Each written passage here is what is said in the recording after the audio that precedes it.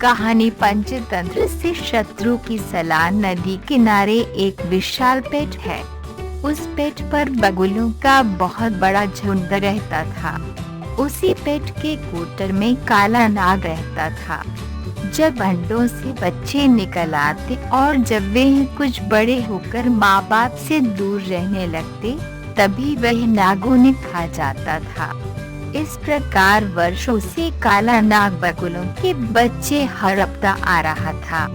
बगुले भी वहां से जाने का नाम नहीं लेते थे, क्योंकि वहां नदी में कछुओं की भरमार थी। कछुओं का नरम मांस बगुलों को बहुत अच्छा लगता था।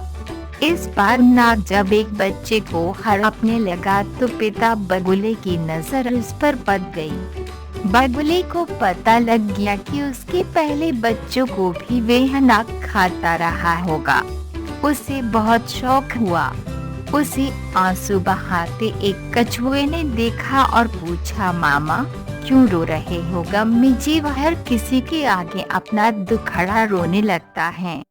उसने नाग और अपने मृत बच्चों के बारे में बताकर कहा, मैं उससे बदला लेना चाहता हूँ। कछुए ने सोचा, अच्छा तो इस गम में मामा रो रहा है।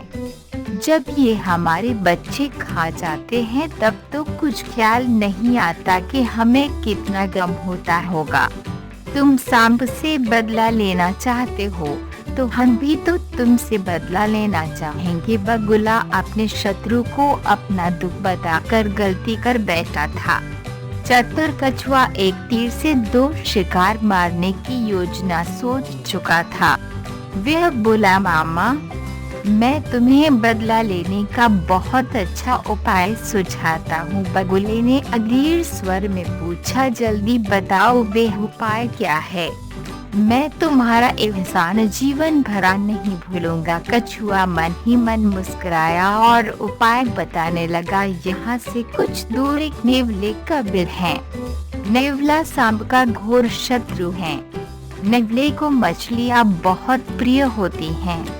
तुम छोटा मछलियाँ पकड़ कर नेवले के बिल से सांप के कोटर तक बिछा दो। नेवला मछलियाँ खाता खाता सांप तक पहुँच जाएगा और उसे समाप्त कर देगा। बगुला बोला, तुम जरा मुझे उस नेवले का बिल दिखा दो। कछुए ने बगुले को नेवले का बिल दिखा दिया।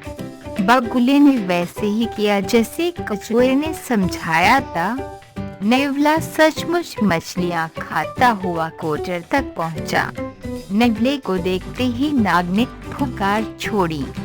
कुछ ही देर की लड़ाई में नेवले ने सांप के टुकड़े टुकड़े कर दिए। बगुला खुशी से उछल पड़ा।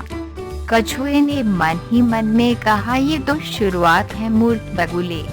अब मेरा बदला शुरू होगा और तुम सब बगुलों का नाश होगा। कछुए का सोचना सही निकला। नेवला नाग को मारने के बाद वहां से नहीं गया। उसे अपने चारों ओर बगुले नजर आए। उसके लिए महीनों के लिए स्वादिष्ट खाना। नेवला उसी कोटर में बस गया जिसमें नाग रहता था और रोज एक बगुले को अपना शिकार बनाने लगा।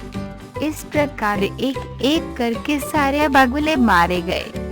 सीखा, शत्रु की सलाह में उसका स्वार्थ छिपा होता है।